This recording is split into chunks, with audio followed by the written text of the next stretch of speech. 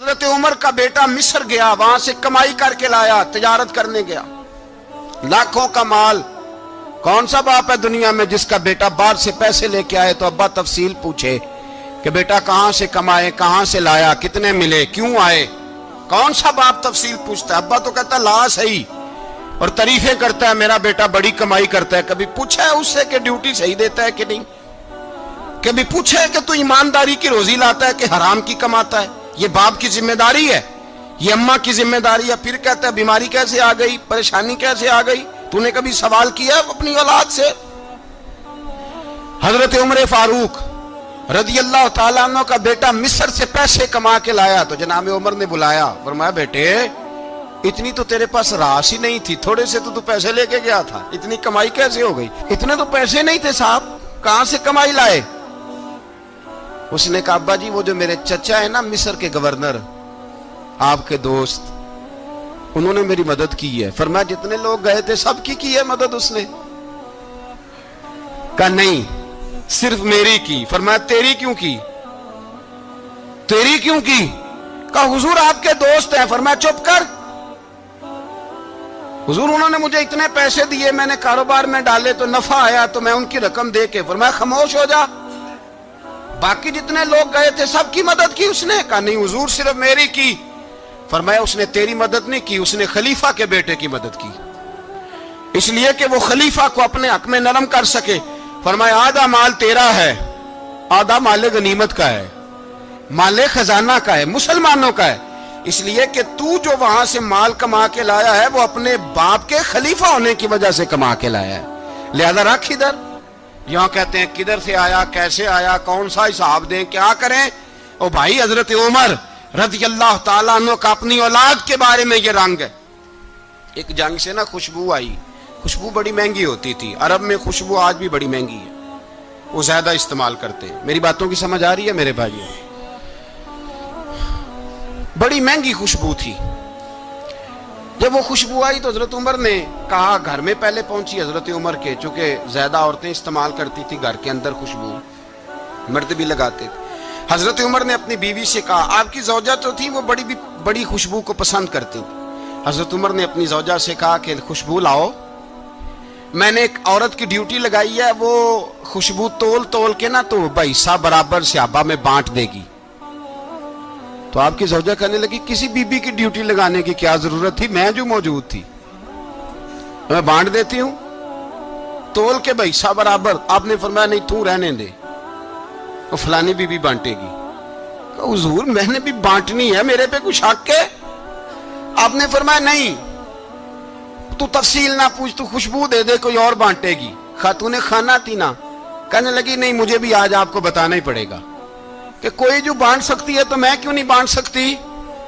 زوجہ کہتی عمر نے بات کی تو میری چیخیں نکل گئی۔ حضرت عمر فرمانے لگے جب تو خوشبو بانٹے گی نا تیرے ہاتھوں کو بھی لگے گی، تیرے دوپٹوں کو بھی لگ جائے گی۔ اگر رب کریم نے مجھ سے سوال پوچھا کہ عمر خوشبو تو مسلمانوں کی تھی، تیری بیوی کے دوپٹے کو کیوں لگ گئی، تو میں اللہ کے حضور کیا جواب دوں گا؟ اگر اللہ نے یہ سوال کیا کہ تیری بیوی نے کیوں لگائی، وہ تو حصہ تھا مسلمانوں کا، تو نے تیری بیوی نے کیوں لگائی؟ تو فرمایا میں نہیں چاہتا کہ اللہ کے حضور مجھے اور تجھے باز پرس ہو، لہذا کسی اور کو بانٹنے دے۔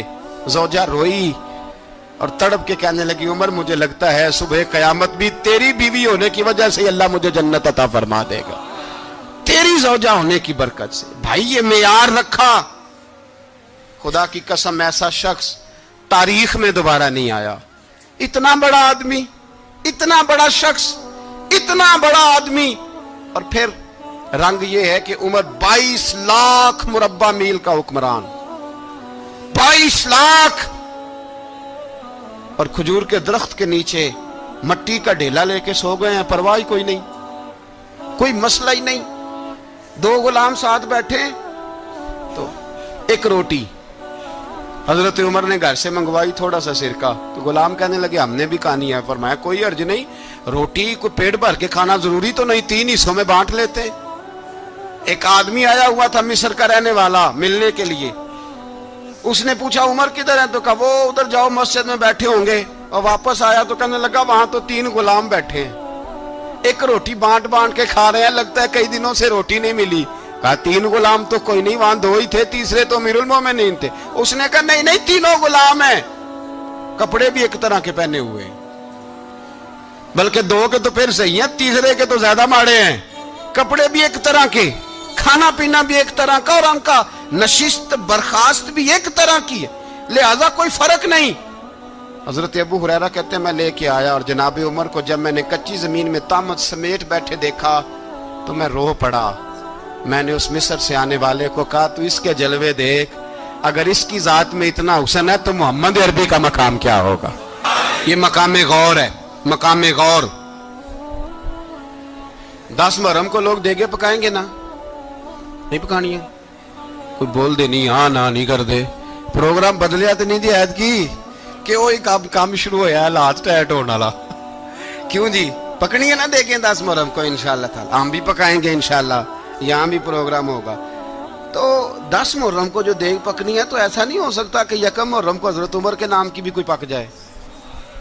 اگر امام حسن حسین کے نام کی دیگیں پکیں تو جو امام حسن حسین کے سے پیار کرنے والے ہیں, جو امام حسن حسین سے, ہم لوگوں نے بھی عجیب رٹا اپنایا ہے نا, ہم لوگ بات کا ایک پہلو دیکھتے ہیں دوسرا نہیں دیکھتے. حضرت امام حسن اور حسین کو بھی نبی پاک نے شہید کہا, اور جناب عمر کو بھی رسول اللہ نے خود شہید فرمایا. فرمایا شہید ہے, خود فرمایا اپنی زبان سے کہ یہ شہید ہے, خود میرا عمر شہید ہے. تو ان کے نام کی دیگ نہیں پکنی چاہیے, اس طرف نہیں ہماری توجہ ہونی چاہیے. اور اہل بیت نبو, یہ بات میں پہلے بھی کرتا ہوں, آج پھر کرنا ضروری سمجھتا ہوں. اہل بیت کا پیار, سن لو کان کھول کے, اہل بیت کا پیار اگر ہمیں کسی نے سکھایا ہے تو سیدنا عمر فاروق نے سکھایا ہے. اہل بیت نبوت کی محبت اگر کسی نے سکھائی ہے تو کس نے سکھائی ہے, بول کے بتائیے. حضرت عمر نے. اہل بیت کا پیار ہمیں حضرت عمر نے بول کر کے سکھایا ہے. بھائی یاد رکھیں, کسی کی طاقت نہیں تھی دم مارنے کی حضرت عمر کے سامنے, طاقت ہی نہیں تھی.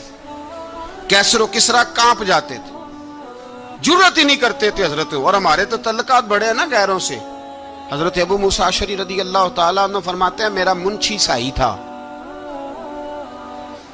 وہ کاتب کہتے تھے وہ لوگ, میرا حساب کتاب عیسائی تھا. تو فرماتے ہیں ایک دن میں نے وہ سارا حساب کتاب لین دین کے حضرت عمر کو دکھائے تو فرمانے لگے جس نے لکھے ہیں اس کو بلاؤ. کہنے لگے حضور مسجد نہیں آ سکتا. کیوں نہیں آ سکتا؟ کہنے لگے وہ عیسائی ہے. کہتے ہیں حضرت عمر جلال میں آ گئے. آپ فرمانے لگے جنہیں رب دور کرتا ہے تم کیوں قریب کرتے ہو, جنہیں اللہ دور کرتا ہے. فرمایا تم غیروں کو اگر عہدے دو گے تو اپنوں کا کیا بنے گا, اگر تم غیروں کو عہدے دو گے تو اپنوں کا. یہ سوچ ہے جو آج برما کے مسلمانوں کے لیے بھی ضروری ہے. کہا اگر تم غیروں کو عہدے دو گے تو اپنوں کا. ہم نے غیروں کو عہدے دیے تو دیکھا نا اپنے کس طرح کاٹے جا رہے ہیں. غیروں کو جو عہدے دے دیے, یرانے سارے غیروں سے روز دعویٰ ہوتا ہے چین ہمارا سجن ہے, چین ہمارا دوست ہے. او بھائی دوست ہے تو اس سے کہو نا کہ برما تو تمہاری ایک چھوٹی سی ریاست ہے, چین کے بغیر تو وہ سانس بھی نہیں لے سکتا. اس کو کہو نا اس حکومت پہ دباؤ ڈالے. لیکن ہم لوگوں نے غیروں کو عہدے دیے تو اپنے پس گئے.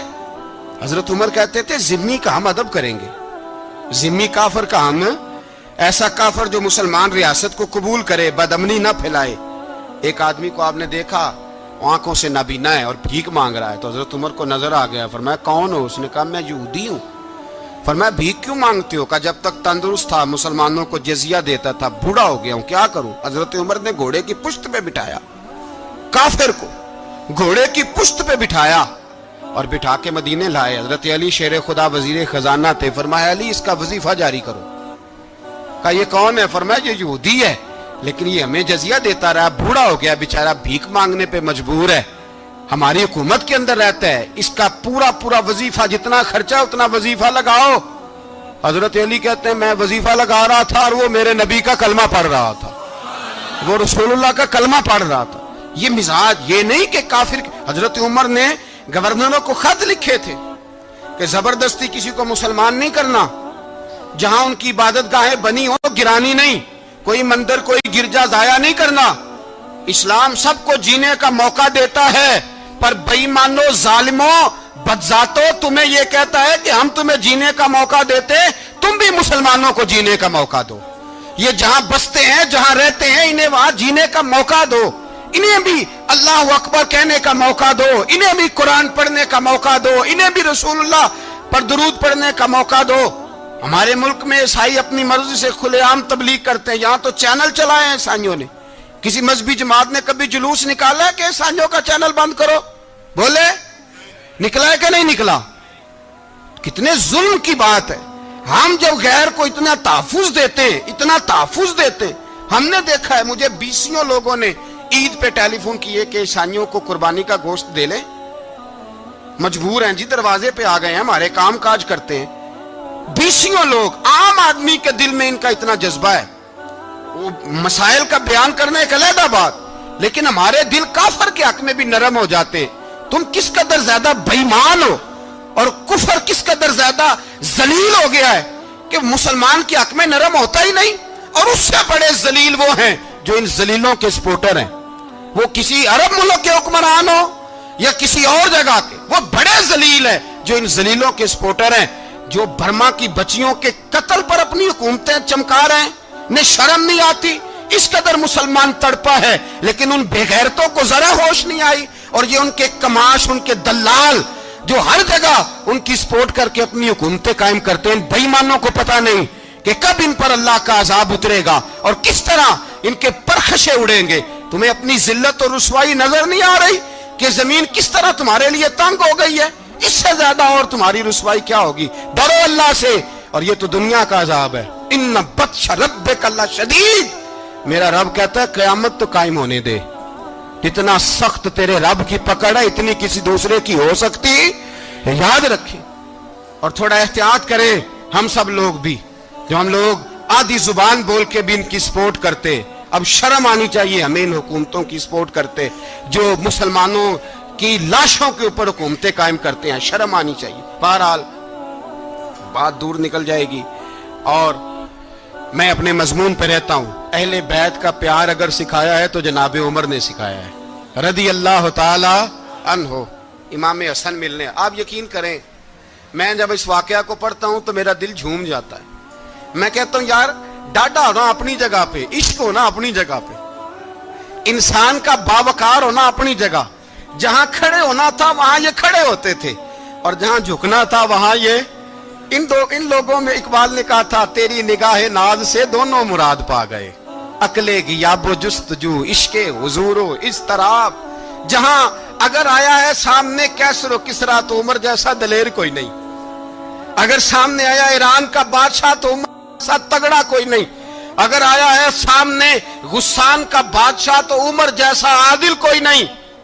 लेकिन अगर अली का बेटा आया है, अगर फातिमा के लाल पारे आए हैं, तो फिर फारूक आजम से जैसा मुहिब कोई नहीं, फिर उनसे जैसा प्यार करने वाला कोई नहीं।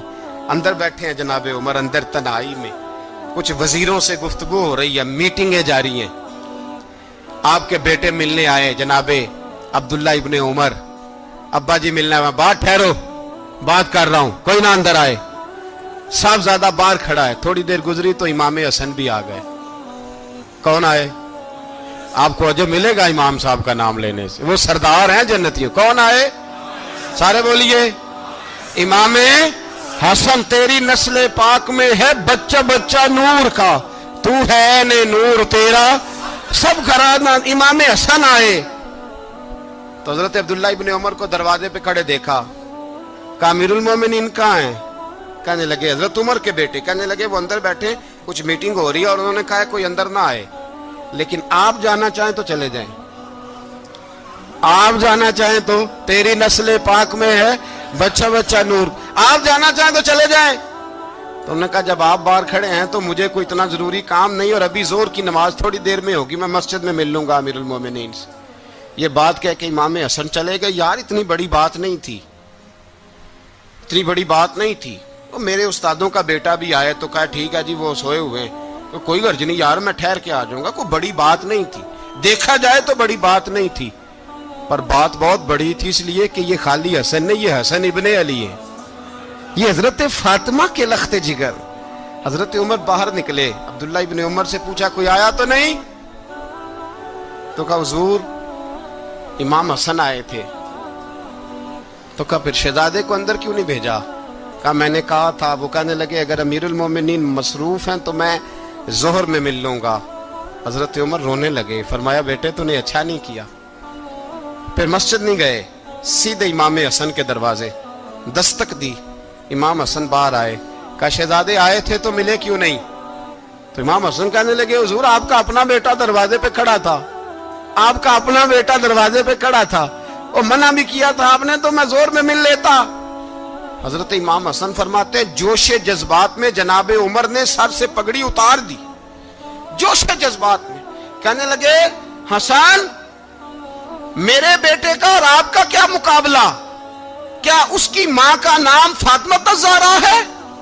کیا اس کی نانی کا نام خدیجۃ الکبریٰ ہے؟ کیا اس کے نانے کا نام محمد مصطفیٰ ہے؟ آپ کا اور اس کا کیا مقابلہ؟ پھر رو پڑے اور کہنے لگے بیٹے میں مکے کے صحراؤں میں اونٹ چرایا کرتا تھا, یہ جو میرے سر پر عزت کے بال ہیں یہ تیرے نانے کے اگائے ہوئے. میں مکے کے خبردار شہزادے خبردار. او بھائی اہل بیت نبوت کے ادب کا رنگ اگر سکھایا ہے تو سیدنا عمر نے سکھایا ہے. حضرت عمر فاروق اتھارٹی ہے, اسلام کی اتھارٹی. یکم محرم حضرت عمر کی شہادت ہے. یہودی بول اٹھا, کافر بول اٹھا. اگر 6 مہینے عمر دنیا میں اور رہتے تو دنیا میں کوئی کافر موجود نہ ہوتا. 6 مہینے. اور جب اس بطل جلیل کا جنازہ اٹھا, اللہ بخاری پڑھیے نا, اللہ مرزقنا شہادت فی سبیلک, اللہ بسترے کی موت نہ دینا شہادت کی دینا. عمر شہید ہوئے, مسجد نبوی میں نماز پڑھاتے, اور جب جنازہ اٹھا تو مدینے کا پھر پیچھے جو دلیر بچے وہ مولا علی تھے. مولا علی جناب عمر کا جنازہ اٹھا تو سب سے پہلی ہائے جو نکلی وہ حضرت علی کی زبان سے نکلی, اور حضرت علی ساری داڑھی آنسوؤں سے بھر گئی.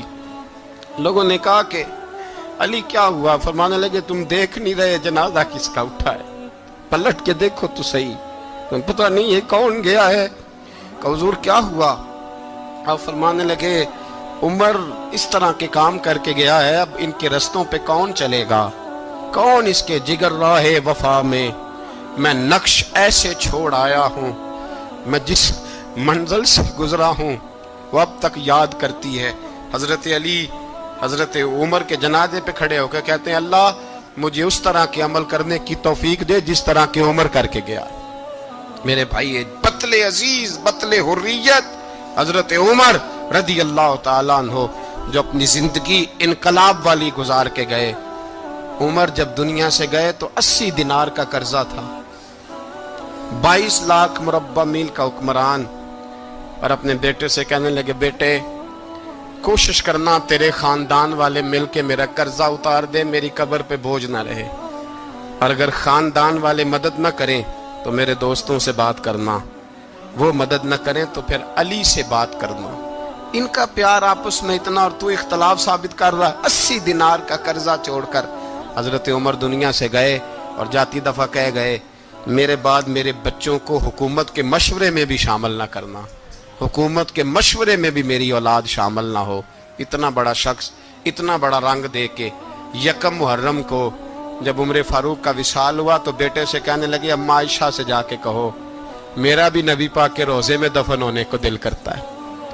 ایک قبر کی جگہ ہے اماں جی نے اپنے لیے رکھی ہے, بخاری ہے بخاری. حضرت عائشہ کے پاس صاحبزادے گئے, کہنے لگے اماں جی عمر کو زخم لگ گیا ہے, حالت بڑی پریشانی والی ہے. وہ کہتے ہیں اگر اماں اجازت دیں. سید عائشہ رو پڑی, فرمانے لگی کہ وہ اپنی قبر کی جگہ تو نہیں نہ کسی کو دیتا, پر عمر نے کمال ہی بڑا کیا. اسے کہو جاؤ گنبد خضرا میں قیامت تک جو مصطفیٰ پہ اور ابو بکر پہ سلام پڑے گا وہ تجھ پہ بھی سلام پڑھ کے جائے گا, جاؤ میں نے جگہ دی.